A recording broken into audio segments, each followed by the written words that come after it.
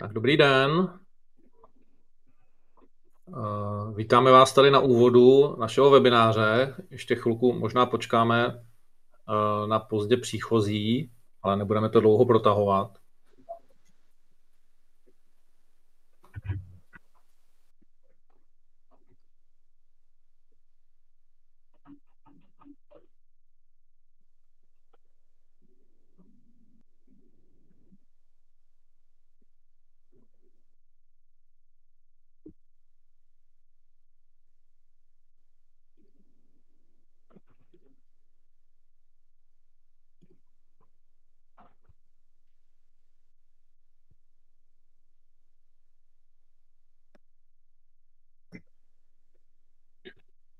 Tak já myslím, že 2 minuty po 10. jsou asi dostatečná doba. Doufáme, že se ostatní připojí ještě během celého toho webináře. Každopádně ještě jednou vás vítáme u dnešního webináře o přírodním wellbeingu. Moje jméno je Aleš Miklík, postupně vám představím ještě svoje kolegy. A dneska jsme si udělali čas na to, abychom si trošku představili, co vlastně přírodní wellbeing obnáší, jakým způsobem se dá prožít a také snad ho nějakým způsobem i prožijeme, protože jsme si řekli, že by bylo dobré to trošku okořenit, aby jsme si jenom nepovídali takhle suše před obrazovkou, ale také trošku něco nacítili.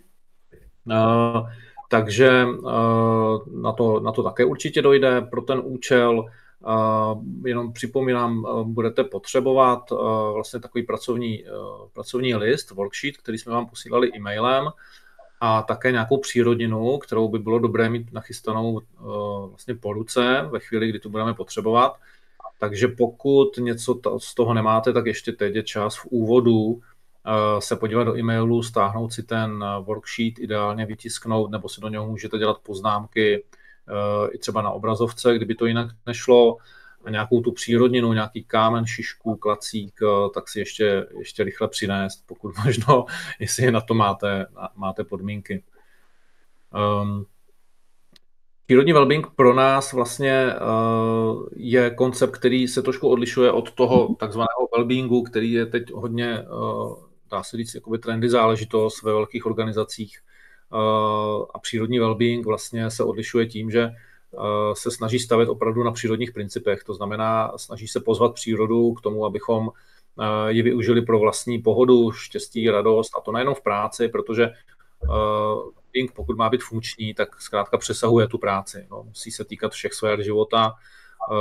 Není možné oddělovat vlastně pracovní pohodu od té soukromé ve chvíli, kdy vlastně jsme tak nějak ve všech rolích zároveň. A vlastně rádi bychom vám dneska představili takový koncept, který vlastně stojí na odzkoušených vlastně zkušenostech, jak z zahraničí, tak nás samotných tady vlastně v českém prostředí, s českými firmami a organizacemi. A co se týče toho zahraničí, tak je to poměrně už dlouhodobě využívaný vlastně princip pro práci vlastně s lidmi.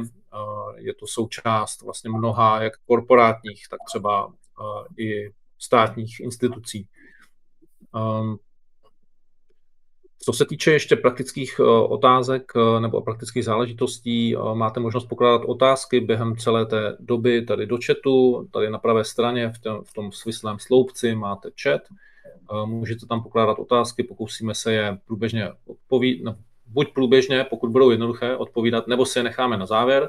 Na závěr bude taky větší prostor na tu diskuzi, na to povídání, takže se pokusíme se k těm otázkám postupně dostat.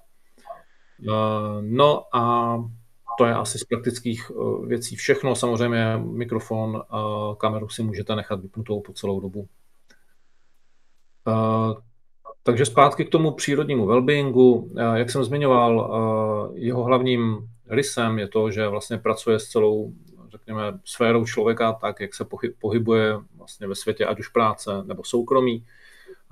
A vlastně jeho velkým cílem, nebo to, co bychom rádi postupně takto jakoby vnášeli, k čemu bychom lidi rádi inspirovali, je určité převzetí zodpovědnosti za svoje zdraví, za svou životní pohodu, za to, že vlastně nemusí čekat na to, že někdo jako zaměstnavatel nebo nějaká instituce, třeba stát, jim to přinese, to zdraví a to štěstí, ale že opravdu máme toto všechno ve svých rukou ve chvíli, kdy se začneme starat o svoje potřeby.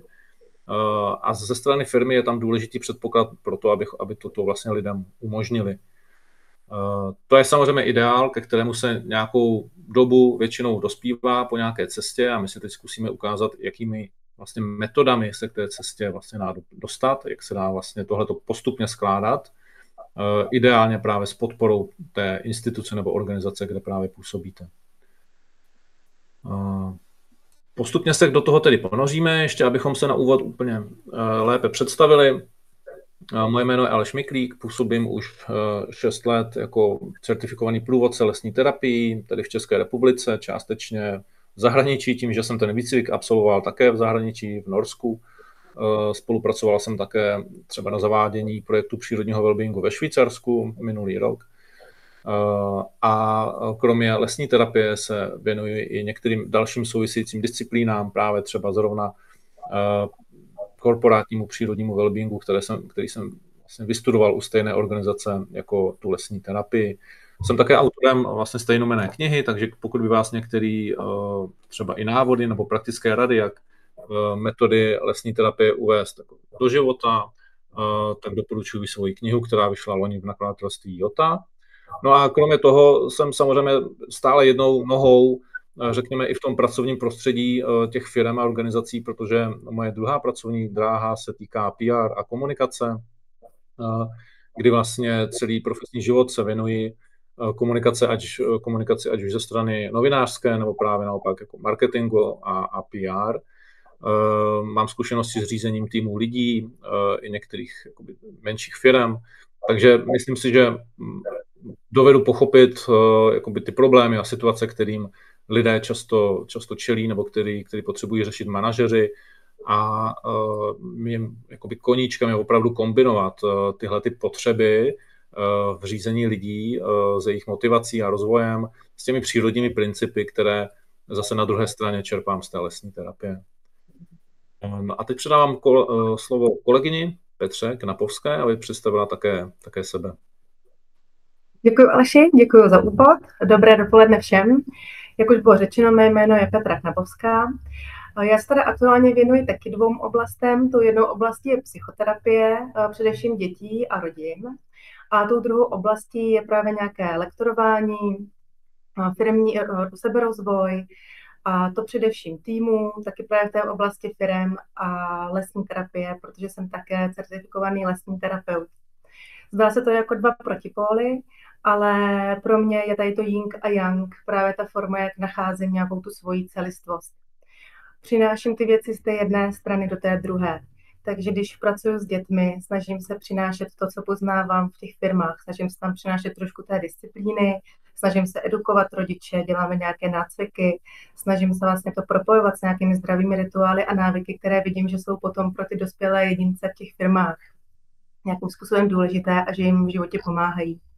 A zase naopak potom, když pracuji s firmama, tak tam mě chybí ta hravost, takže tam přináším to, co vlastně zase zažívám s dětmi v těch terapiích a přináším tam takovou tu lehkost, nadšení, jednoduchost, nějakou bezprostřednost, aby vlastně to, co spolu zažíváme při tom lektorování, při tom zase poznávání sebe sama a nacházení toho, co mě udělá dobře a jak můžu být spokojený v práci, v zaměstnání, a jak vlastně tam nechat volně proudit tu energii. Takže pro mě je to takové propojení a přenášení jednoho do druhého. Jinak dodělávám teďka svoje webové stránky, takže nějaká větší prezentace sebe nebo mě nebo mých aktivit je samozřejmě potom na těch webových stránkách, které snad budou brzy k dispozici. Mám zkušenosti dlouholeté z různých oblastí, včetně života v zahraničí. Žila jsem 5 let v USA, což mě taky velice ovlivnilo v tom, jak jako nahlížím na některé věci u nás v České republice. A myslím si, že mi to dává mnohem větší rozhled a pochopení. A protože mnohdy nebo mnohokrát se snažíme tímto v úvozovkách západním směrem směřovat, a já už jsem tam byla a vím, co to přináší, tak zase můžu vnést ty vhledy, že možná to není úplně ten správný směr a pojďme se rozhlížet, co my tady máme a na čem vlastně můžeme stavět my v naší kultuře a co nám prospívá líp k tomu zdraví a k té životní spokojenosti. Tak, to asi tak o mně a teď bych ráda slovo předala Jirkovi Veselkovi, který je tady za jezero a to je velice zajímavý projekt, který se také věnuje well-beingu a zdraví a přináší především ten prostor, kde se něco takového může dít a je to prostor moc pěkný, vřelý a přírodní, takže teď už bych nechala bližší představení na něm.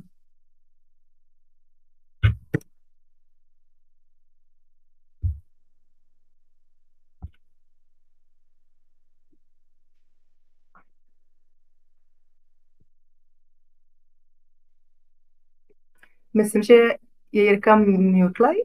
Ano, máš vyplý mikrofon. Děkuji Petra. Ještě jednou, prosím. A díky za slovo. Jsem rád, že mě Petra s Alešem pozvali, abych vám tady představil vlastně náš projekt Jezero, kde přesně jsme se snažili vytvořit místo, kde by takovéhle aktivity wellbeingového typu mohly probíhat. Čili když to vemu z nadhledu, tak jsme měli vlastně myšlenku, kam by firmy mohly vyjíždět na takovéhle jakoby různé semináře, teambuildingy a vzdělávací akce do přírody. A abychom vlastně to mohli realizovat, tak my jako společnost Bajaja, kterou ještě zastupuji také, a společnost Natland, tak jsme našli krásné místo, kde byla vlastně příroda, nebo místo nějakých 13 hektarů v Lipencích u Prahy, které už ta příroda si krásně jakoby pojmula. A snažili jsme se do té přírody zasadit takovéhle objekty a další jako místečka, kde ty aktivity můžou probíhat. Čili v letošním roce se nám povedlo, že budeme otvírat areál jezera, kde máme 3 hektary jezera, zhruba 10 hektarů okolních pozemků, čili dostatek místa na to, aby firmy mohly vyjíždět nedaleko Prahy do přírody, zažívat tam právě s odbornými kouči zajímavé věci a nebyli rušeni přímo jakoby těmi věmi toho města. A naší jako myšlenkou bylo do té přírody vsadit i to podnikání jako takové a ukázat na tom to, že vlastně že lze podnikat i v souladu s tou přírodou. Když vemu objekty, které my tam máme, vlastně, které jsme dodávali z firmy Bajaja, tak zase používáme pouze přírodní materiály, jelikož věříme, že člověk v tom místě, kde se pohybuje, ať už teda venku, jakožto na jezeře, potom potažmo v těch našich objektech, což je Bajaja, tak když přebývá, žije nebo pracuje, tak se musí cítit dobře. A v pochopení těch přírodních materiálů to je vždycky prostě lepší.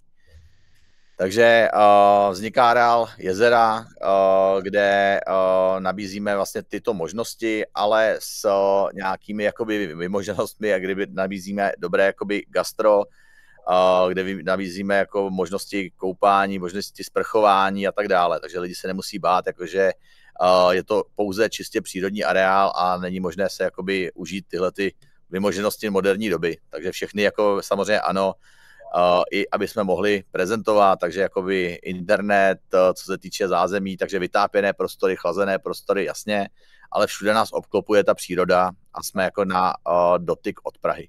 Což je takový, si myslíme, jako unikum.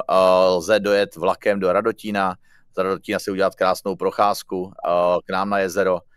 Máme spolupráce s Veskymi Radotín, že se lze dojet vlakem zase do Radotína, půjčit si kolo, přijet k nám na jezero, ať už jako firma nebo jako jedinec, pak zase odjet, vrátit kolo, takže vlastně člověk nemusí ani využívat auta. Jakož jsme trošku jakoby přece jen kousek od centra, ale nejsme zasazený přímo jako v nějakém městě, tak i jako tlačíme vlastně, nebo chceme tlačit tu linku, nejezděte k nám autem, taxíkem, jakýmkoliv jinou variantou, jezděte hromadnou dopravu, pak pěšky, na kole, jakkoliv, ať už si tu cestu k nám si vlastně užijete, protože v dnešní době jako lidi nejsou úplně zvyklí nepoužívat auto a nepoužívat auto až jako třeba 2 metry před místo, kam jedou. Takže už tím to vlastně začíná a ten areál jezera k tomu přesně vybízí.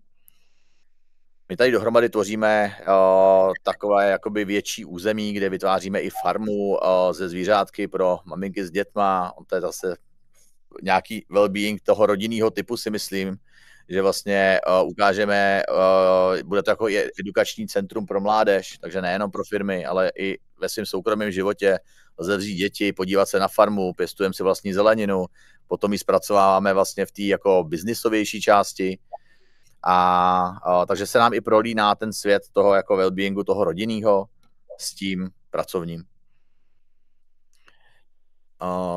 Tak asi koho vlastně víc zajímá areál jezera, je možné se podívat k nám na internetové stránky, procházet veškeré objekty nebo možnosti, co tu máme.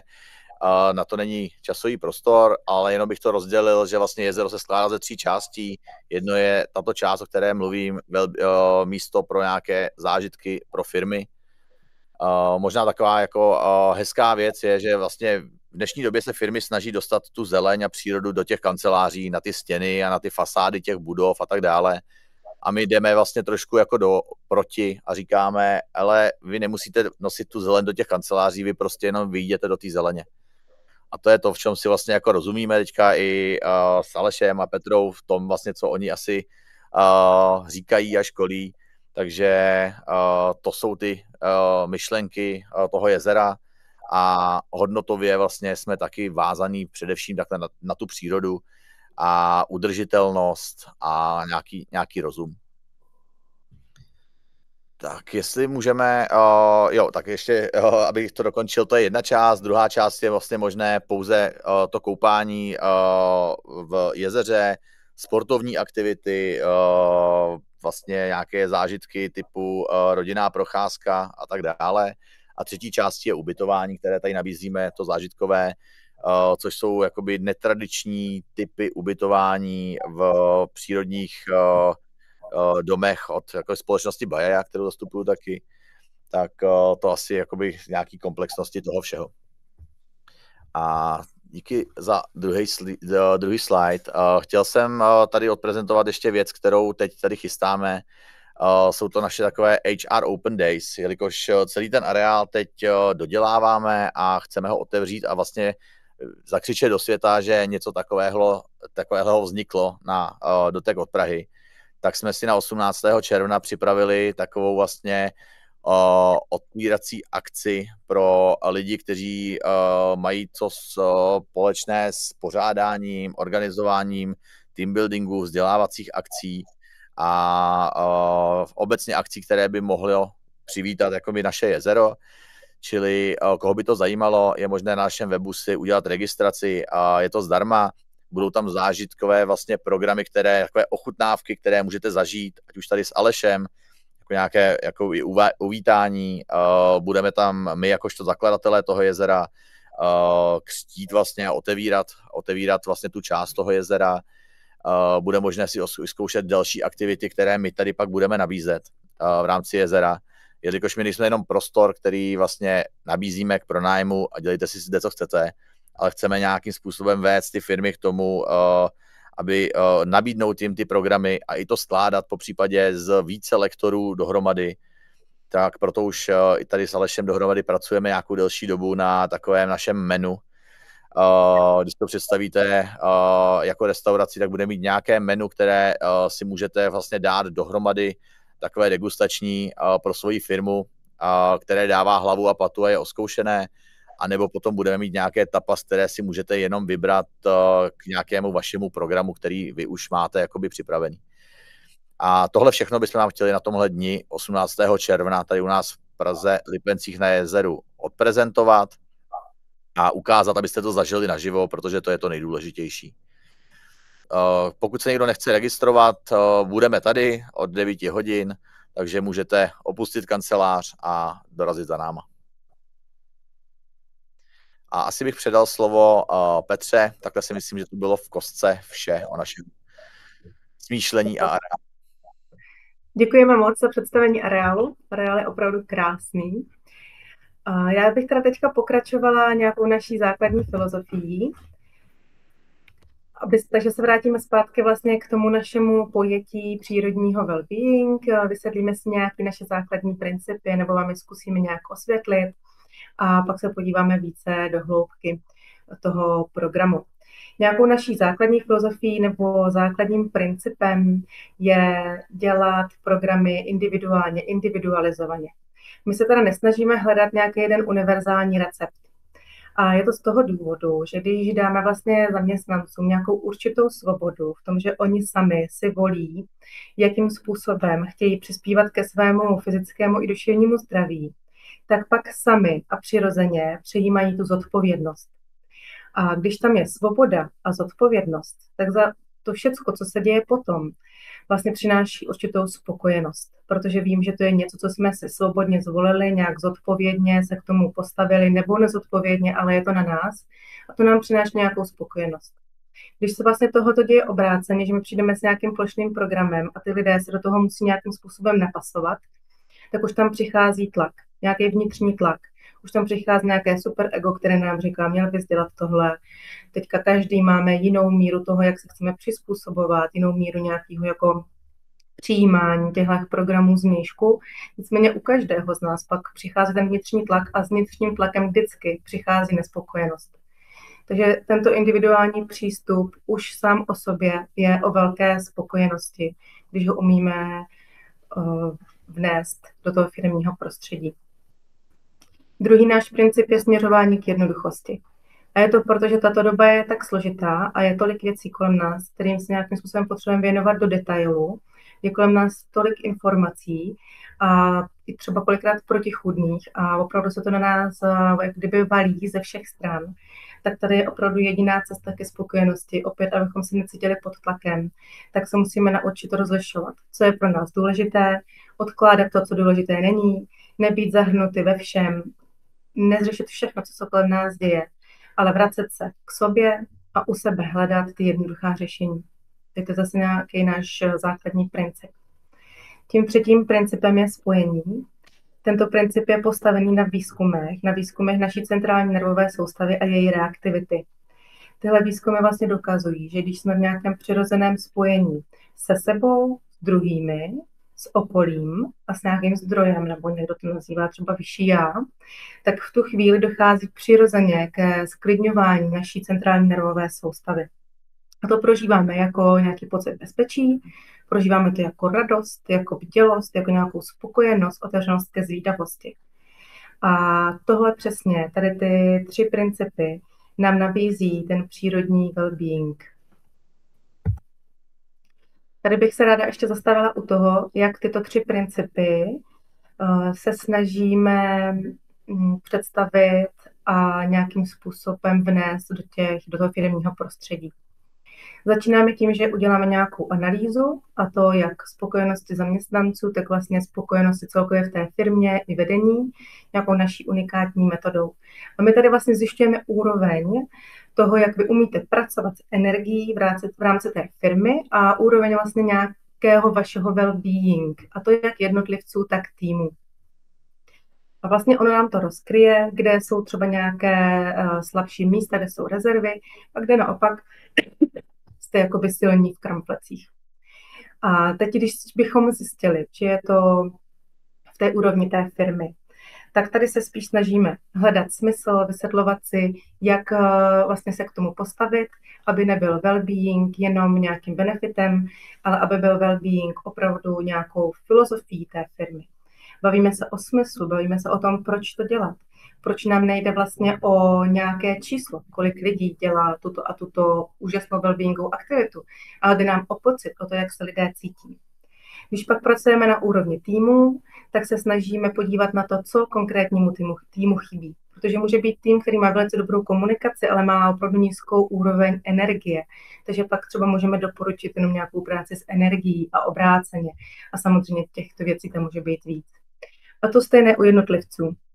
Můžeme se podívat na to, co konkrétnímu člověku v té dané firmě chybí a potom mu doporučit nebo nějakým způsobem edukovat, nasměrovat, co on pro sebe může dělat, aby mu bylo lépe, a nebo tyto jednotlivce združit do nějakých skupin a zase jim nabídnout přesně to, co oni potřebují. Takže to může být opět práce s energií, práce s emocemi, práce na nějaké komunikaci, nějaké komunikační strategie, jak si ošetřit hranice, anebo jenom to sklidnění a zazdrojování, právě protože se třeba ty lidi cítí hodně low, vyždímaní ze všech těch úkolů, které mají. Takže Toto jsou takové základní principy a teď bychom se posunuli vlastně dál k tomu, jakým způsobem s tím pracujeme. Ano, já zase navážu na Petru. V podstatě dá se říct, že dnes, když se díváte třeba na různé způsoby, jak zapojit přírodu právě do těchto procesů za účelem řešení těchto potíží nebo rozvoje, tak dá se říct, že nacházíte nějaké dvě základní skupiny těchto metod. Jedna je takzvaně zdrojovací, nebo jde hlavně o to zdrojování, o doplňování energie, o odpočinek, o zkrátka, řekněme, často i akutní řešení stresu, kam patří různé třeba meditační, dechová cvičení, patří tam různě víceméně prováděné cesty třeba při kontaktu s přírodou.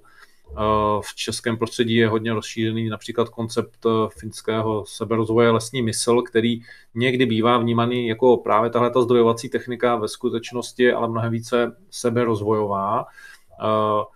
A vlastně i do toho, jakoby do té druhé části, do těch rozvojových zase spadají další disciplíny, kdy například využíváme způsoby komunikace pomocí poradního kruhu a podobně. Takže vlastně buď můžeme říct, že ta metoda je více na to zdrojování, na to doplňování, anebo více spíše člověka posouvá. My jsme přesvědčeni, že je potřeba to kombinovat opravdu cíleně podle potřeb ať už jednotlivce, týmu nebo té dané firmy, té organizace. Je potřeba to namíchat a vlastně přijít s receptem, který bude třeba po každý úplně jiný v různých situacích, ale právě proto vlastně může dobře fungovat. No a aby to dobře fungovalo, tak je za nás velmi důležitá i podpora vedení, což je ta třetí noha, na kterém by ten výsledek měl dobře stát, o který se může opřít.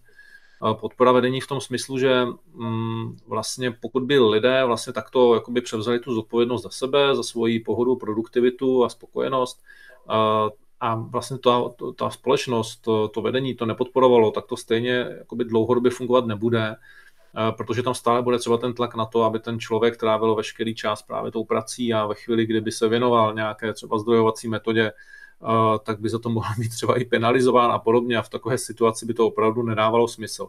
Takže je strašně důležitý, aby vlastně i v té firmě bylo pochopení, že vlastně podporou těchto metod přispívají jakoby nejenom k lepší spokojenosti, nižší fluktuaci těch svých lidí, ale zároveň i potažmo vlastně k jejich vyšší produktivitě, k jejich většímu zapojení do toho výsledku. A nakonec vlastně ve chvíli, kdy ta firma se skládá ze spokojených lidí, tak samozřejmě úplně jinak funguje. No. Takže to je z našeho pohledu klíčové, samozřejmě ideální je, pokud ta podpora vedení se promítne až do proměny té firemní kultury, nebo už tam je, třeba ve firemní kultuře, opravdu ta hodnota, že vlastně práce musí dávat lidem smysl, aby dávala smysl, tak jim musí přinášet výsledky, se kterými se stotožňují, že prostě je to nějaká dlouhodobá vize, kterou jako se jim chce následovat a zároveň ta péče o jejich spokojenost je tam velmi vysoko, protože teprve potom to opravdu se může promítnout do těch konkrétních a jednotlivých jakoby výsledků, do toho, jak ta firma funguje. Když se na to podíváme podrobněji, co všechno jakoby spadá do těch tří pilířů, tak zmiňoval jsem právě, že třeba lesní terapie je opravdu hodně jako zdrojovací metoda, jak tady zaznělo, ještě si ji více popíšeme. Každopádně jde o způsob vlastně trávení času v přírodě tak, aby vlastně vedla lidi k přenesení pozornosti právě z přetížené hlavy do těla.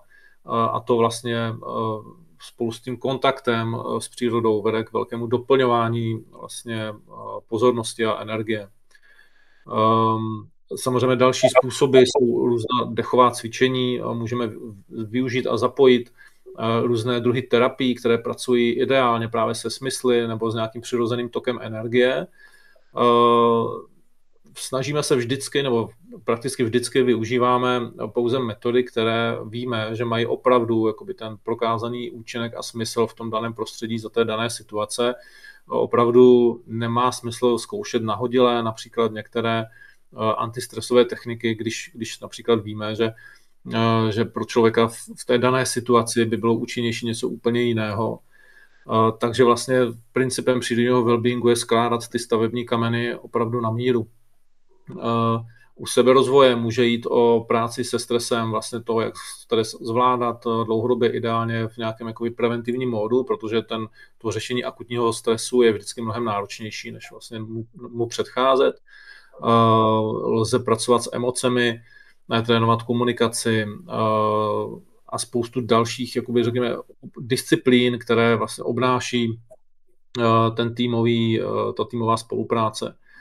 No, u podpory vedení už jsem zmiňoval, že vlastně klíčové jsou ty firemní hodnoty, které by k tomu měly být co nejvíc jakoby otevřené. Zásadní je také práce s talenty.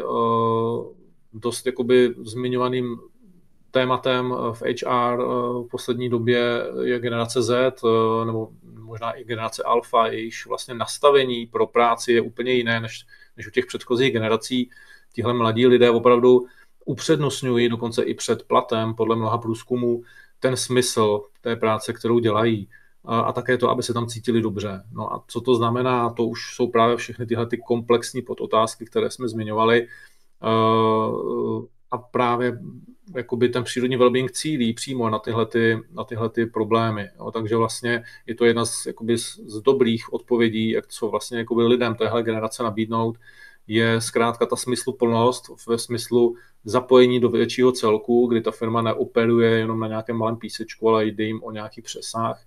A to, že vlastně HR pro ně není jako primárně ten lidský zdroj v tom smyslu, že je třeba ho vytěžit, ale naopak se o něj starat, aby dobře fungoval. Ze strany jakoby firem je možné tu podporu ještě rozvíjet do dalších jakoby podob, některé si tady taky ještě popíšeme, jako je právě biofilní pracoviště, jako je podpora pro práci venku, pro využívání těch míst, jako tady bylo zmiňované jezero, které vlastně jsou navržené na to, aby vlastně tu práci šlo kombinovat s tím venkovním prostředím. Lze samozřejmě podporovat právě ty rozvojové metody tím, že těm svým zaměstnancům zpřístupníme a podobně.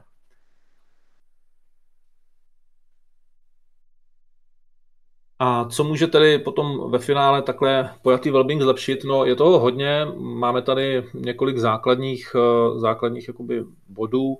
My když jakoby komunikujeme s firmami a ptáme se jich, co je třeba nejvíc trápí v oblasti péče o lidi, v oblasti jejich rozvoje, dost často to bývá zmiňovaná energie, ve smyslu chybějící energie na to, aby opravdu odváděli tu práci, která je dobrá, a aby se cítili dobře. A s tímto právě jakoby ty metody přírodního wellbeingu přímo cíleně pracují, protože vlastně využívají přirozený tok energie a jeho cyklus, ke kterému se také ještě dostaneme podrobněji. Takže je to jeden z těch velkých benefitů, které když v ideálním případě tyhle ty metody nejsou jako jednorázová náplásta na nějaký problém, ale jsou opravdu začleněny do toho životního cyklu celé společnosti, celé té organizace, tak vlastně předchází těm kritickým problémům toho, že lidem dojde ta energie, nebo že zkrátka nemají tu motivaci najednou se posunout dál a vlastně jít na další úroveň, která vlastně pomůže jak jim, tak tomu týmu. Takže spíš jde o to jakoby dlouhodobě pracovat na tom, aby jsme předcházeli těm kritickým problémům. Podobně samozřejmě s tím hodně souvisí podpora zdraví a prevence stresu. Vycházíme z mnoha studií, díky kterým víme, že vlastně přírodní prostředí a vlastně využívání jeho podnětů, ať už na pracovišti nebo venku, opravdu markantně zlepšuje jak subjektivně vnímaný pocit zdraví, tak takové ty tvrdé faktory, ty tvrdé ukazatele, jako je úroveň stresových hormonů a podobně, které se přímo promítají do toho, jak lidé vlastně fungují. Takže my jsme schopni vlastně i zacílit třeba na konkrétní potřebu daného člověka nebo toho týmu tak, abychom řekli, tady je potřeba zkrátka zlepšit například přísun denního světla, protože ta únava se projevuje právě v těch hodinách, kdy toho světla už není dost. Jsme schopni opravdu si říct, jestli je jakoby důležité pracovat se spánkovým rytmem, se stravou, s výživou, jestli je dobré využívat na pracovišti třeba podněty na snižování stresu v podobě hmatu, na různé přírodní materiály a podobně. Samozřejmě dá se cíleně pracovat i s těmi týmy v podobě té komunikace nebo týmové dynamiky, kdy můžeme navrhnout některé aktivity tak, aby vlastně se lidé poznávali v trošku jiných rolích, v tím, že už vlastně vystoupíte ven jako fyzicky z toho omezeného prostoru, toho daného objektu, kde většinou tráví svůj čas, tak vlastně získáme koncept ten známý koncept out of the box, kdy najednou ty náhledy jako získáváme mnohem s nás, jako lusknutím prstů. Můžou tam patřit třeba venkovní porady nebo porady za chůze, a zase se dá jakoby cíleně vzít ta metoda, která zrovna pro tu danou situaci je nejdůležitější. No, takže těch nástrojů je celá řada, dneska si určitě všechny jakoby nestihneme popsat, ale chci jenom ukázat, že to spektrum těch možností, jak s přírodou pracovat, opravdu není jenom v tom, že vyjdeme na chvilku ven, ale opravdu můžeme jakoby si říct, nebo můžeme pracovat s tím, co tam přesně dělat a jakým způsobem vůbec tu přírodu vlastně zapojit. Tady já bych to jenom trošku chtěla celé shrnout a vlastně ještě jednou jako připomenout, co vlastně přírodní wellbeing je a co určitě není. A přírodní wellbeing je právě to, že říkáte ano svým potřebám, že se skrze nějaké ty techniky, workshopy, to, co vám můžeme přinést, vlastně spojíte s tím svým zdrojem energie, že se nějakým způsobem ukotvíte, že právě najdete ten hlubší smysl. A pak, když třeba nenacházíte, i to se může stát jako hlubší smysl třeba v práci, ve které zrovna aktuálně jste, tak furt můžete hledat smysl, hlubší smysl, proč třeba zrovna teď máte být na téhle pozici, hlubší smysl ve vašem bytí a už všechno tohoto přispívá k tomu, aby se člověk cítil lépe. A je to ten biocentrický přístup, protože se právě snažíme jít k člověku, s člověkem do přírody, přírodu se snažíme dovést k člověku a ta příroda nám ukazuje a pomáhá nám se napojovat na ty principy té jednoduchosti a toho spojení.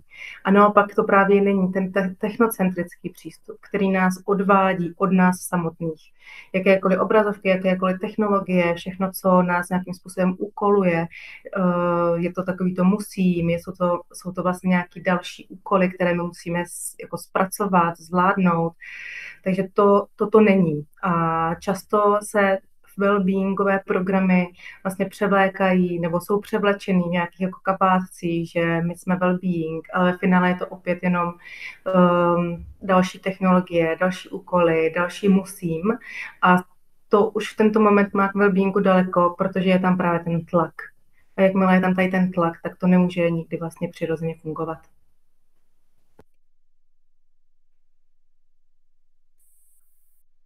Tak a my bychom si mohli něco rovnou vyzkoušet, ať tady jen tak jakoby nepovídáme za obrazovkou a zkusíme si takové nějaké 2 varianty, jak vlastně i na pracovišti, nebo tam, kde zrovna jsme, doma, si udělat takovou přestávku, která nás trošku jinak, řekněme, osvěží, trošku s námi něco udělá.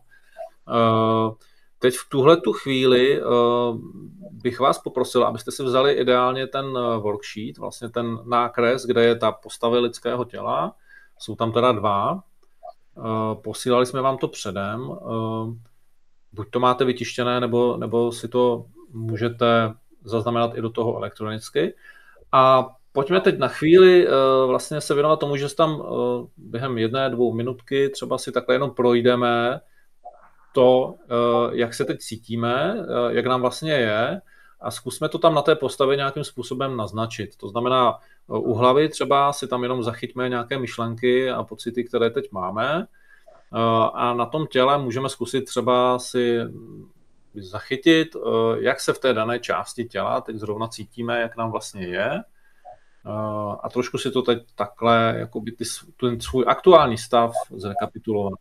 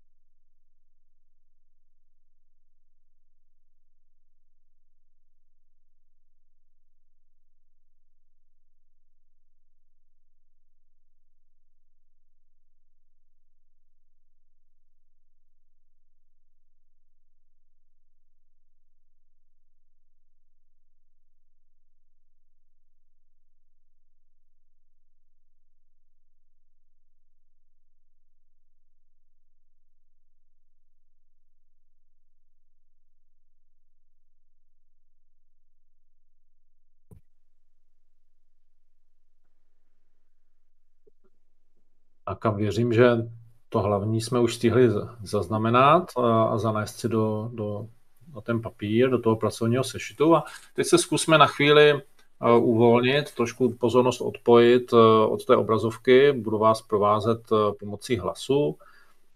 Takže na úvod nás zvu, abychom si vzali tu přírodninu, kterou jsme si nachystali, ať už je to kámen, šiška nebo nějaký klacík.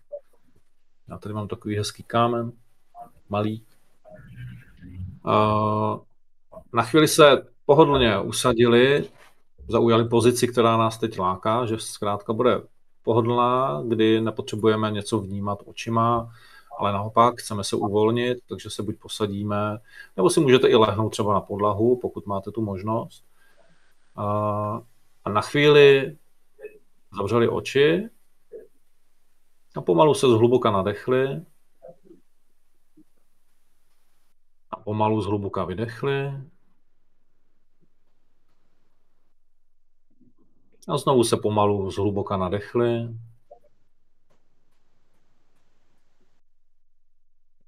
A pomalu vydechli.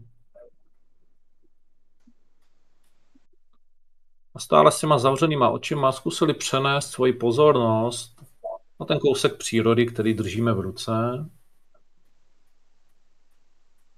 A zkusili ho trošku prozkoumat ve svých rukou, svým hmatem. Zkusili si všimnout, jaký má vlastně povrch. Jak na nás tento povrch působí, když ho třeba silněji stiskneme. Jestli jsou na něm nějaké výstupky, nějaké ostré hrany.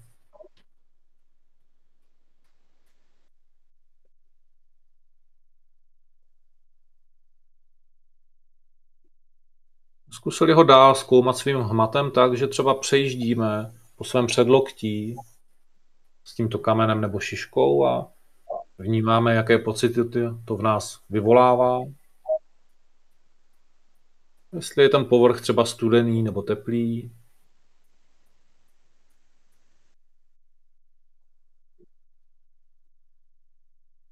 Můžeme také zkusit, jestli i my do tohoto povrchu dokážeme zanést nějaké změny, jestli je měkký nebo tvrdý.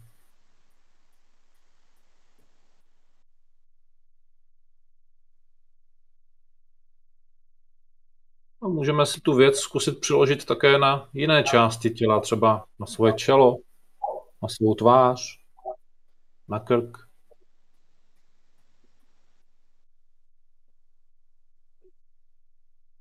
A všimnout si, jestli jsou to nějaké jiné pocity v těch dotecích, než třeba v našich rukou.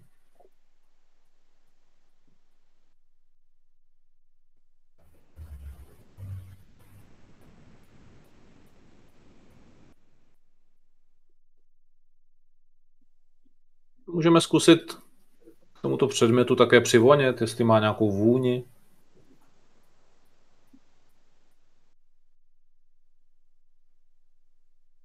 A jestli v nás tato vůně třeba vyvolává nějaké pocity, nějaké vzpomínky. Pokud jsou tyto pocity a vzpomínky příjemné, tak je přivítajme.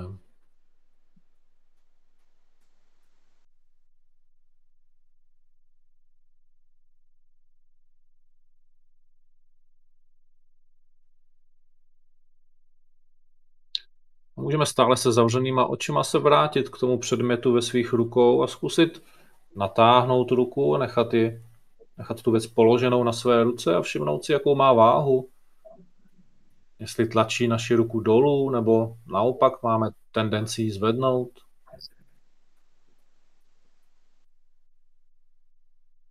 No, můžeme zkusit tu ruku také otočit, položit na hřbet ruky, tu šišku nebo kámen.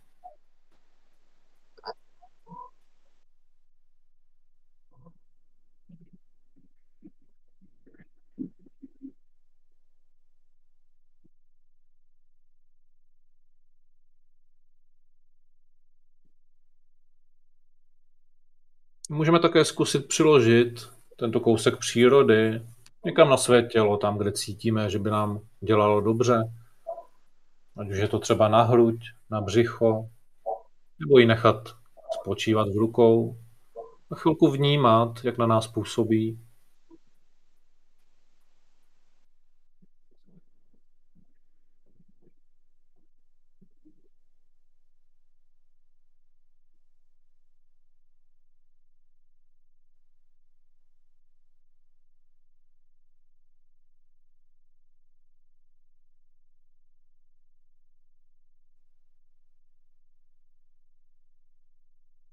Nakonec se můžeme znovu pomalu zhluboka nadechnout a pomalu vydechnout.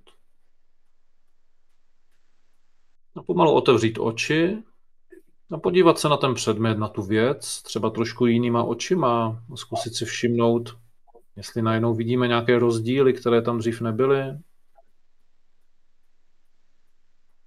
A trošku očima prozkoumat ten předmět. Všimnout si barev, stínů a světla.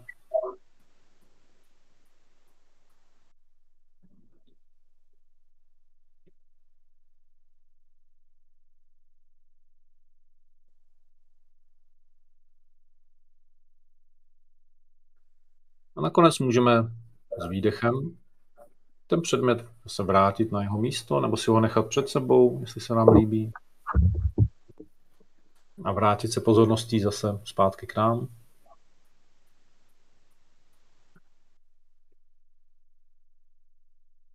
Já bych hnedka navázala.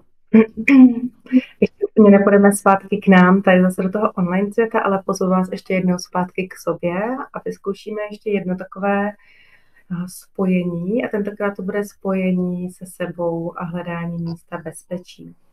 Takže já vás pozvu ještě jednou k tomu, abyste si zavřeli oči, opět se uložili nebo usadili do nějaké pohodlné polohy a navážu na Aleše, takže počítám s tím, že už nám je tak nějak příjemně. Tentokrát nemáme nic v rukách, pohodlně se usadíme a projdeme si trošku naše tělo.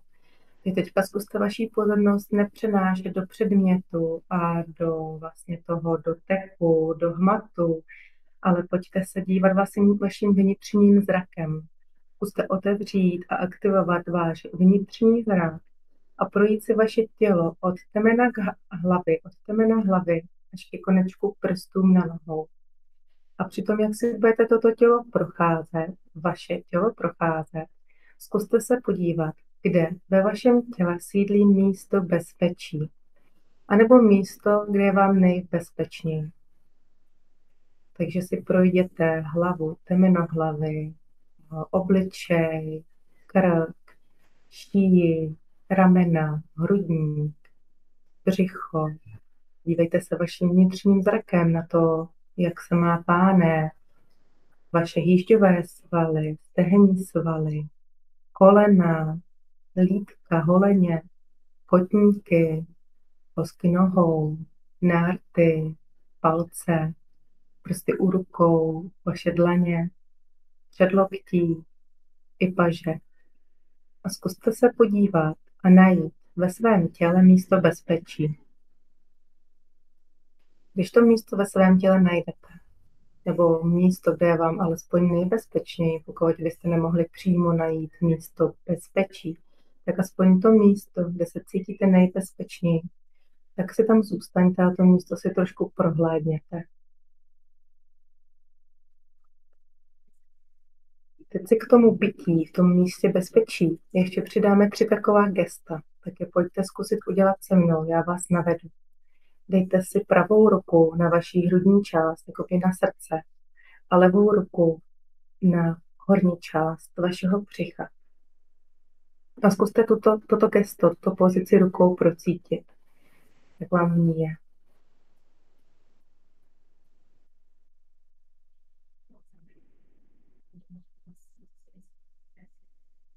Teď pojďte levou ruku umístit na temeno hlavy a pravou ruku na čelo. A zase si prodýchněte toto gesto a procítíte si, jak vám je v těle.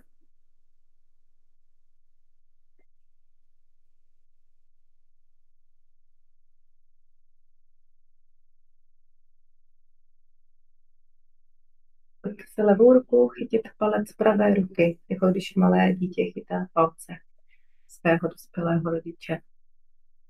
A položte si ruce uvolněně do klína, levá ruka svírá palec pravé ruky.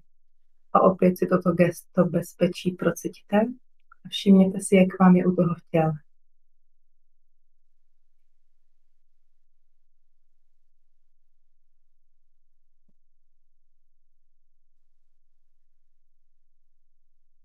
Teď bych vás ráda ještě pozvala na výlet do vašeho bezpečného místa. Zkuste si představit místo, kde je vám bezpečně. Může to být váš pokoj, dům, místo u babičky, místo u svých dětí. Může to být místo, které neexistuje, to je vaše vysněné místo na pláži, ostrově, někde u moře. Nebo to může být místo někde v přírodě, ať už ji znáte nebo neznáte, někde v lese, na louce. Zkuste si toto místo představit. Místo, kde se cítíte bezpečně. A dobře se rozhlídněte a zkuste si všimnout všech detailů, jak toto místo vypadá. Jaké tam jsou barvy, jestli jste na tom místě sami nebo s někým. Jestli tam jsou nějaké detaily, jestli třeba svítí sluníčko, pokud jste venku, nebo je zamračeno. Jestli je den, nebo jestli už je třeba šero, nebo tma. Někdo se cítí bezpečně ve tmě, někdo naopak. Je to místo, kde se cítíte bezpečně. Teď jste na tom místě a znova si všimněte, jak vám je ve vašem těle, když jste na místě bezpečí, na tom vašem místě.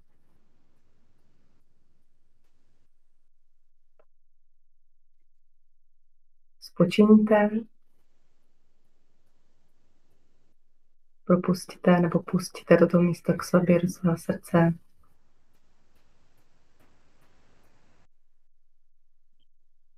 Chvilku si tam pobuďte, porochněte, užijte si ten pocit, že jste na svém bezpečném místě.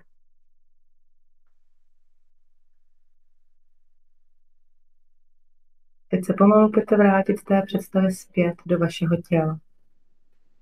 Opět vnímám své sedací kosti, plosky nohou, trošku můžete se i rozhýbat tím tělem, vracíte se zpátky do těla, zahýbat si ramenama, trošku se protáhnout, jste zpět ve svém těle, to tělo cítíte, pro lepší procítění těla si můžete i pomačkat části svého těla, abyste věděli, že ano, už jsem zase zpět ve svém těle, jsem tady v tomto prostoru, slyšíte můj hlas. Tak tady s náma sami se sebou. A až budete mít chuť, tak si udělejte zase hluboký nádech, výdech. Můžete pomalu otevřít oči a vrátit se i k nám, i do toho prostoru našeho webináře.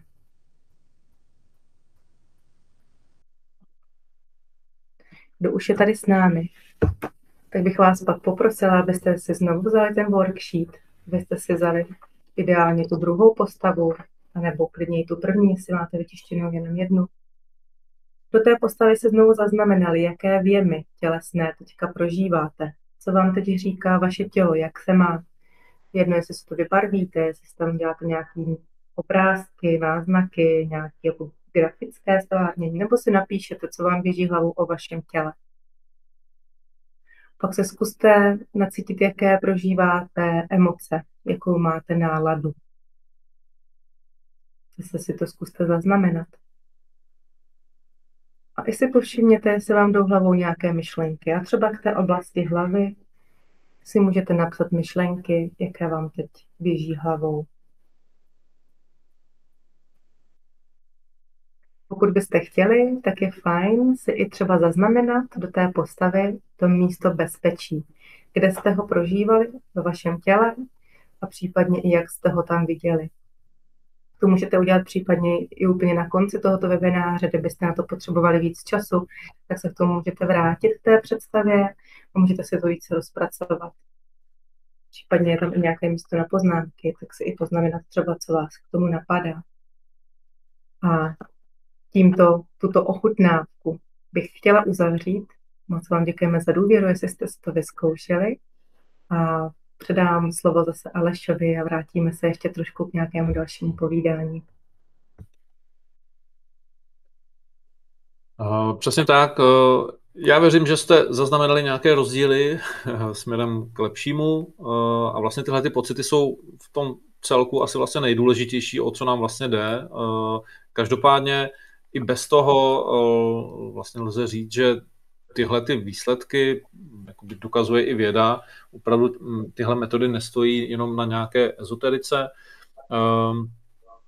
Existuje vlastně celá samostatná disciplína, třeba lesní medicíny, která v Japonsku je opravdu oborem na lékařských fakultách a je součástí veřejného zdravotního systému, takže a není to jenom v Japonsku, je to i v dalších zemích, kde vlastně jsou naprosto klíčové data a výsledky o tom, jak vlastně kontakt s přírodou pomáhá lidskému zdraví a jak vlastně snižuje výdaje veřejných financí právě na řešení různých civilizačních potíží, ať už je to míra přetížení, stresu, s tím souvisejících vlastně duševních onemocnění a potíží, ale i fyzického zdraví. Takže lze říci, že vlastně to, co cítíme, má svoje velmi reálné dopady i právě na fungování organizací nebo celých společností. Z těch studií by se dalo vybrat spousta zajímavých údajů a možná už k vám doputovala třeba ta studie Světové zdravotnické organizace o tom, že vlastně $1 vynaložený na prevenci duševních onemocnění se vrací ve $4 na vyšší produktivitě a nižší fluktuaci zaměstnanců. Stejně tak se dá říct, že podobně vlastně se dá doložit účinek kontaktu s přírodou i co se týče právě stresu nebo imunitních funkcí. Vlastně i díky tomu jsou tyhle ty metody využívány už dlouho, jako v organizacích, ať už USA nebo právě v různých jakoby východoasijských státech. V Evropě má tuto tradici například Skandinávie poměrně intenzivně. Vlastně tyhle ty programy se testují například ve Skotsku nebo v Nizozemí. S tím souvisí jeden z těch našich jakoby klíčových jakoby oblastí zájmu a tím je právě ta energie.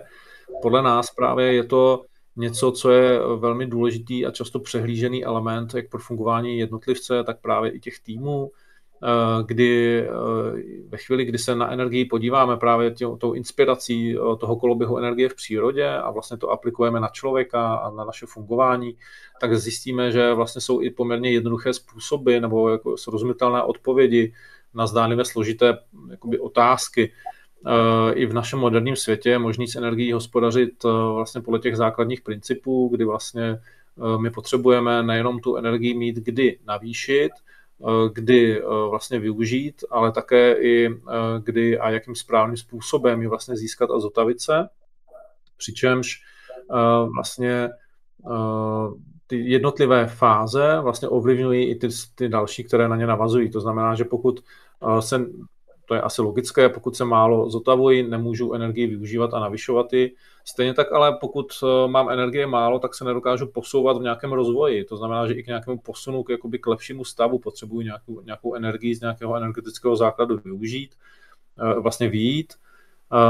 A to vědomí tady tohohle koloběhu, tady toho celku je vlastně velmi důležité vlastně pro jakoukoliv situaci, kdy s energií potřebuji pracovat.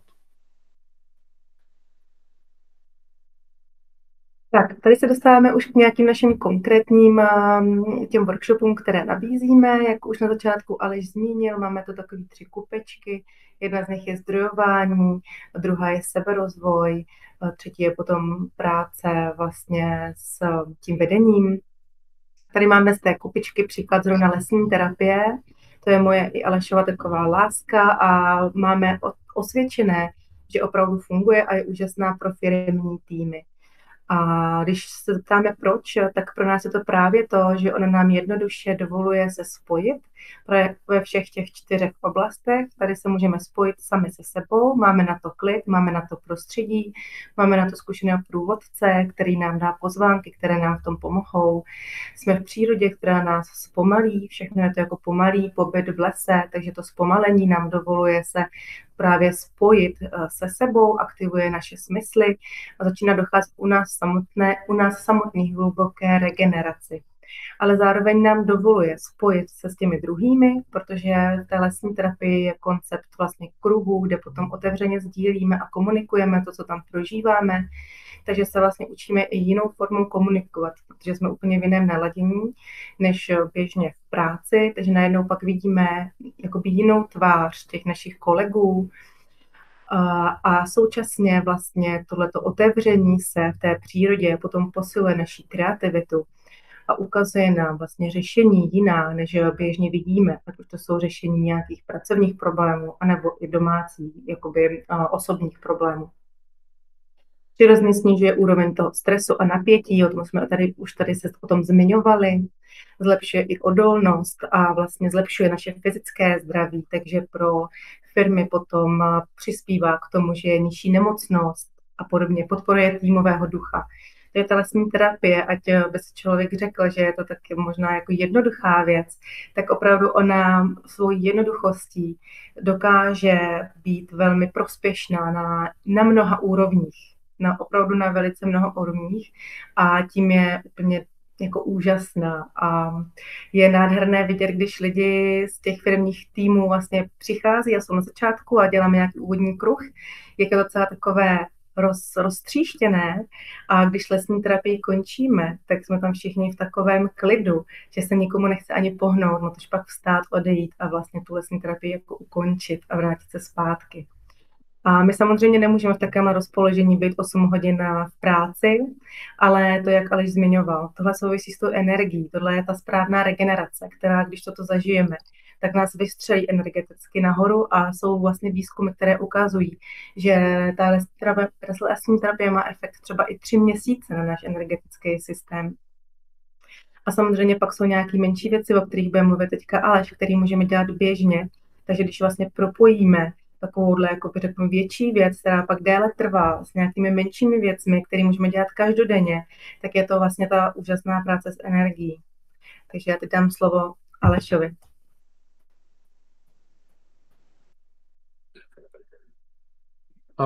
Ano, jeden z těch způsobů vlastně, jak si tyhle ty efekty nejenom lesní terapie, ale i přírody přenést do práce, je biofilní pracoviště, což je pojem, který vlastně znamená, že my zkusíme jakoby ty jednotlivé smyslové vjemy a vůbec vlastně tyhle ty efekty zakomponovat do svého pracovního prostředí, jeho nějakou úpravou anebo jenom vnesením vlastně té přírody právě dovnitř.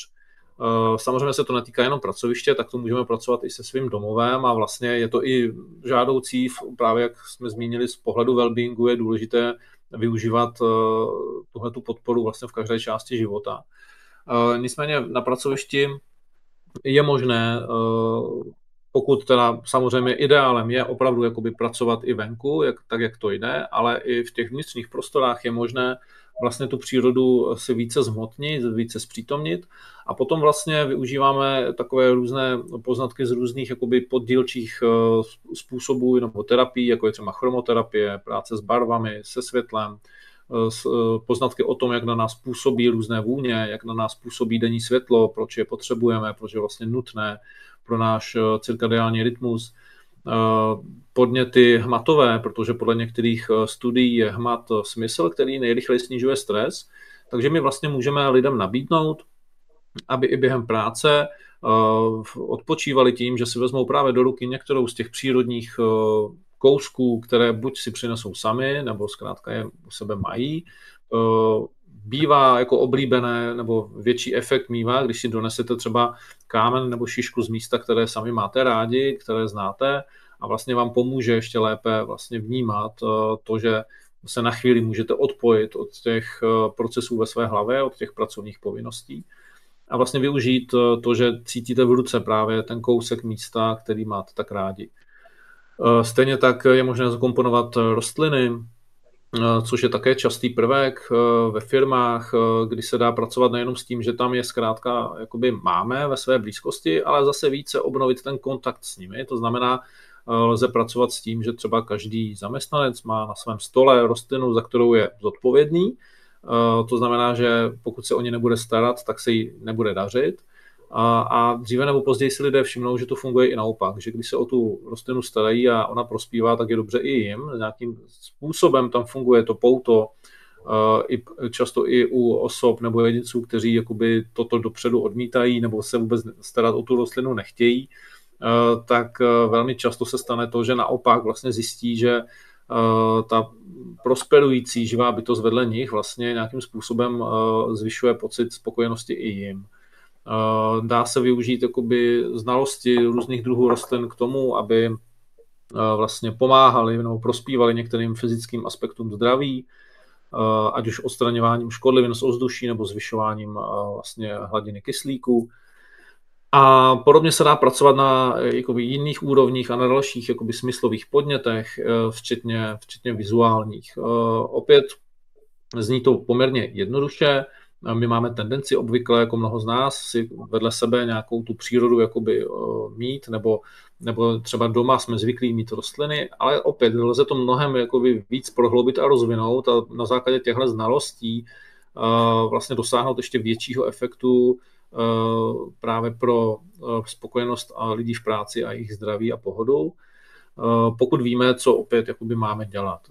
Jak tady zmiňoval Jirka, tak samozřejmě ještě tím ideálem je doplňovat to tím pobytem při té práci venku a vlastně tu přírodu spíš začlenit do práce tak, že jdeme k ní. Nicméně toto je další prvek vlastně v té celé rovnováze. Tak určitě všichni prožíváme nebo je nám nějak blízké téma stresu a stres managementu a asi všichni nějak tak jako intuitivně tušíme, že práce se stresem ovlivňuje naše zdraví, naší spokojenost, takže to je takové velké téma. Tady já bych jenom ráda zmínila, je to vlastně teda z té kupičky toho seberozvoje, tam se dá vybrat jako kterékoliv jiné téma, ale když by bylo potřeba se zabývat tím stresem a tím stres managementem, tak my ho opět pojímáme v takové určité jednoduchosti. Snažíme se odlišit dlouhodobý stres a krátkodobý stres. Dlouhodobý stres je pro nás samozřejmě zatěžující, ale když se díváme vlastně na ty jeho příčiny a hledáme opory uvnitř sebe i venku, tak možná můžeme najít tu cestu, jak z dlouhodobého stresu udělat ten krátkodobý stres. A ten krátkodobý stres je jenom nějaká adaptační reakce, takže my mu umíme čelit. Je to něco přirozeného pro nás a je to vlastně zdravá stimulace. Je to zase ta energie, o které se tady bavíme. To když my ten stres umíme svým způsobem jakoby přenastavit a umíme překalibrovat naše vnitřní prostředí, tak je to potom to, co my vlastně se sebou děláme, je budování nějaké stresové rezilience a je to potom náš další zdroj. S tímto se snažíme pracovat tím, že třeba vysvětlujeme principy senzorické diety, senzorické stimulace, snažíme se trénovat rychlejší dosahování bazální klidové hladiny centrální nervové soustavy, takže vás vlastně učíme, jak jít do toho klidu a i k tomuto využíváme tu přírodu. A úplně nejideálnější, i když tyto workshopy a seberozvojové kurzy nebo nějaké edukace probíhají zase v té přírodě, kde rovnou už cítíme ten efekt té přírody, kde se víc uvolníme, líp nasloucháme těm informacím, líp je střebáváme. To je jen taková zase ukázka a ještě takové trošku jakoby hlubší přiblížení jedné z možných aktivit nebo témat, které můžeme přinést a právě se na ně podívat tím naším pohledem toho přírodního well-being. To znamená, že jsme někde v přírodě a opíráme se zase o ty data a využíváme ty jako teorie postavené na tom přírodním well-beingu k tomu, abychom se dopracovali k nějaké lepší odolnosti vůči stresu. To je jeden z dalších příkladů. Tak, posouvám. A určitě by se o těch jednotlivých metodách dalo povídat dlouho. Posouvám, ještě jednou zkusím, tak. Určitě by se o nich dalo povídat dlouho. Nicméně zase už bychom překračovali rámec wellbeingu při trávení času u obrazovky.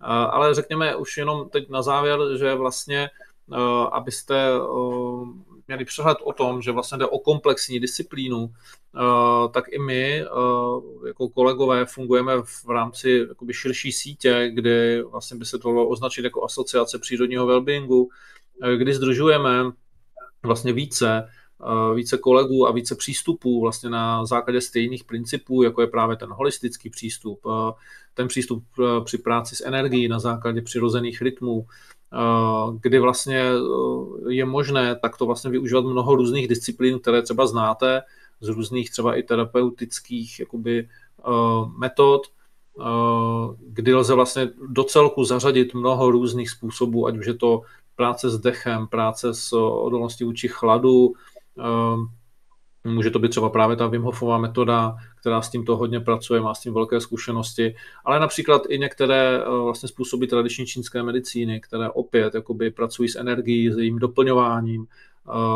kdy vlastně jsme schopni ovlivnit jako zásadně i stravu, anebo třeba regulovat právě tok energie na úrovni individuálního člověka, tak abychom právě dokázali přinést ten recept, který daný člověk potřebuje, protože opravdu ta odpověď většinou nebývá univerzální, většinou nelze vzít jednu univerzální metodu a tím jako vyřešit všechno, ale právě proto máme takovou širokou paletu a škálu vlastně způsobů, jak vlastně pracovat, abychom mohli najít ten ideální mix, ten koktejl, který je vhodný pro vaši firmu nebo pro váš tým. Samozřejmě máme i nějaké ucelené programy, v rámci kterých jako se tyto přístupy různě dají kombinovat. Můžou to být workshopy, ať už krátkodobé nebo dlouhodobé, může to být nějaká cílená práce třeba s managementem, to znamená s lidmi v řídících pozicích, kteří vyžadují nějaké určité konkrétní kompetence, podpořit nějakou konkrétní druh třeba i energie a zacházení. Takže jsou hodně individuální ty programy a v podstatě jsou už jako v nějaké koučovací podobě, ale stejně tak dokážeme pracovat s celou organizací nebo s týmem na základě dlouhodobé práce. To znamená, že vlastně dokážeme na začátku vyhodnotit tu situaci, udělat opravdu detailní průzkum, navrhnout konkrétní způsoby řešení a potom vlastně třeba v dlouhodobém horizontu, půlročním nebo ročním, pracovat tak, aby vlastně se postupně změnila celá atmosféra a také ideální právě tam je, pokud existuje podpora vedení na tom, abychom tyto hodnoty promítli i do organizace, do firemní kultury, tak aby vlastně i byla srozumitelná a jasná a lákavá právě pro ty nové talenty. Nejenom proto, abyste vy vlastně nepřicházeli o ty talenty stávající kvůli jejich přepracování nebo ztrátě motivace, ale právě, aby vlastně jste přirozeně dokázali oslovovat jako mladou novou generaci, nové talenty, pro které jsou tyto hodnoty zajímavé. Takže jsme schopni takto vlastně připravit vlastně programy na míru. Případně nechám ještě Petru, jestli chce ještě něco doplnit na úplný závěr. Já mám pocit, že všechno bylo řečeno, že si to pěkně shrnul, že teda nejedná se jenom o nás dva, ale že máme takovou určitou síť a snažíme se společně spolupracovat a opravdu jakoby tvořit ten program bohatý, ne pro tu jeho bohatost, ale proto, aby opravdu směřoval k těm individuálním potřebám, ať už jednotlivců týmu, anebo celé té firmy. Ale to si řekl, takže za mě určitě bylo všechno řečeno. Děkuju. Super, takže my děkujeme za nás společně a pokud v tuto chvíli máte nějaké otázky, tak je na ně nejlepší prostor.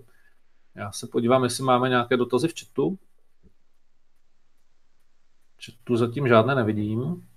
Když se podíváš, Aleši, tak ještě jsem chtěl taky poděkovat za přizvání a za hezký povídání. Pěkně se to poslouchalo takhle při čtvrtku v pracovní době, takže díky za to, bylo to fajn. My taky moc děkujeme za to krásné místo, které tvoříte. To je opravdu super mít takovýho v zádech a vědět, že to je, že to funguje a že se to opravdu posouvá tím směrem, že člověk má kde tvořit a být a užívat nějakou tu jednak pohodu rodinou anebo ten rozvoj té firmy. To je fakt super. Díky. Každopádně se tam toho 18. června můžeme potkat. takže jste zváni všichni na vyzkoušení i dalších jakoby, způsobů, jak trávit čas venku prací a pracovně, nepracovně. A tím, že na to máme celý den, tak věřím, že to bude ještě mnohem intenzivnější než tahle ochutnávka. Super, vidíme se. Dobře, tak jo, tak pokud nejsou žádné otázky, tak ještě jednou děkujeme, loučíme se a těšíme se za nějaký čas při nějaké jiné příležitosti na viděnou, třeba přímo u vás ve firmě. Já tady jenom vidím ještě otázku, jestli je možno nějak zpětně získat podklady. Tak určitě my budeme posílat prezentaci a bude k dispozici i nahrávka vlastně celého tohohle webináře. Budeme ten webinář ještě dávat dál k dispozici lidem, co třeba nemohli se přímo zúčastnit, a můžeme dát k dispozici samozřejmě i tuto prezentaci, nebo dáme určitě těm, co byli přihlášení, kde pak na nás máte různé kontakty, máte tam kontakty na jezero, prokliky na stránky jezera, webové stránky Aleše, webové stránky moje, takže pokud vás cokoliv z toho zaujalo a chtěli byste nás nějakým způsobem kontaktovat, určitě budeme rádi a budete to mít k dispozici. Je to tak, díky za tohle, za ten podnět. Určitě my rozešleme vlastně ten záznam po skončení webináře, takže a tu prezentaci samotnou. Takže pokud by to k vám náhodou nedorazilo, tak samozřejmě můžete oslovit i nás cíleně na e-maily, které tady máme uvedené. Tak jo, vím, že někdy ty e-maily spadnou do spamu. Děkujeme těm, co se zúčastnili a byli tady s námi. Tak díky moc a mějte se hezky. Ahoj. Ahoj, díky. Také děkujeme. Ahoj, nashledanou. Nashledanou.